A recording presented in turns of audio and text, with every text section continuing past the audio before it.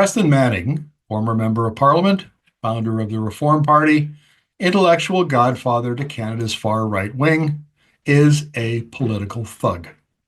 On Tuesday, April 29th, he issued a press release claiming that a Canada West Assembly will be convened in the near future to debate options for the independence of Western Canada. This follows an April 2nd Globe and Mail op-ed in which he argued that, quote, a vote for the Carney Liberals is a vote for Western secession, a vote for the breakup of Canada as we know it, unquote. Plenty of words have been written about why Western Canada as a separate country, or as the 51st state, is a dumb idea. Now, I don't want to rehash that debate here. What I want to do is propose a new framing for how we talk about and push back against separatists like Manning and his star pupil, Alberta Premier Danielle Smith.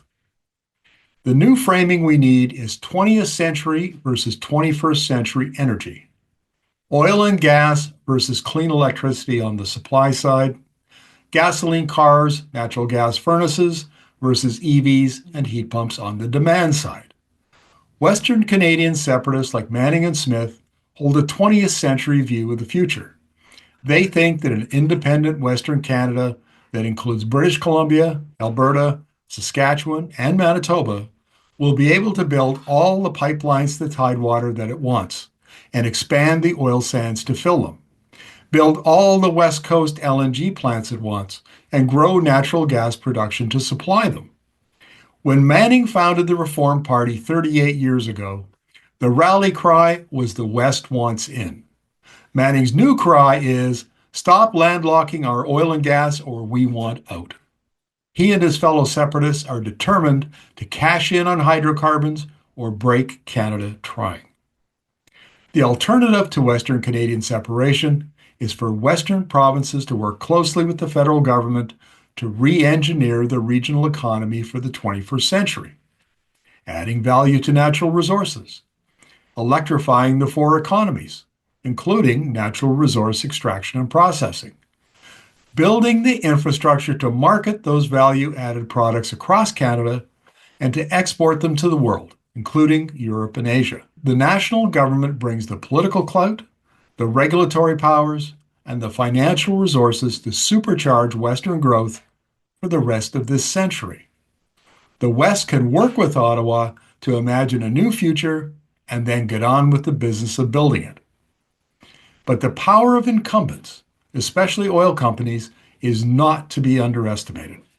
Oil expansion, building new pipelines, and LNG plants is at the heart of Alberta's complaints about the Government of Canada. Manning and Smith are loud and proud in pushing the Alberta-based industry's agenda. Smith, in particular, has embraced OPEC's oil and gas forever narrative. She, like the Saudis, believes that global oil and gas demand will grow significantly by 2050. Smith has repeatedly and very publicly called for Alberta oil production to double from 4 million barrels per day to 8 million barrels per day. That would put Canadian production on par with Russia and Saudi Arabia. Imagine the wealth and political power that would accrue to Alberta, both the government and the oil industry. No wonder Smith and Manning believe the world is headed for OPEC's golden age of hydrocarbons. No wonder they want Alberta to double down on the status quo.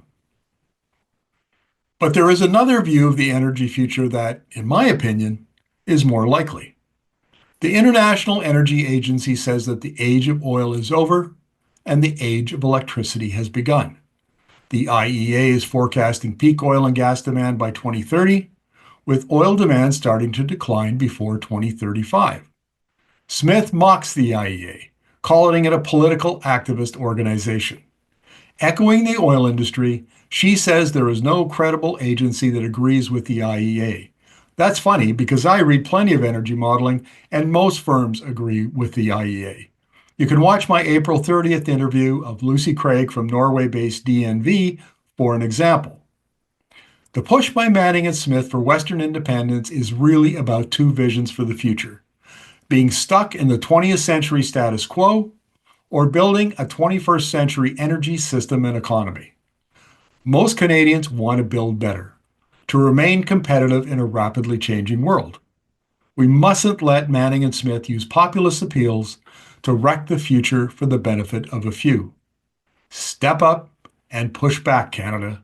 Don't let the political thugs win.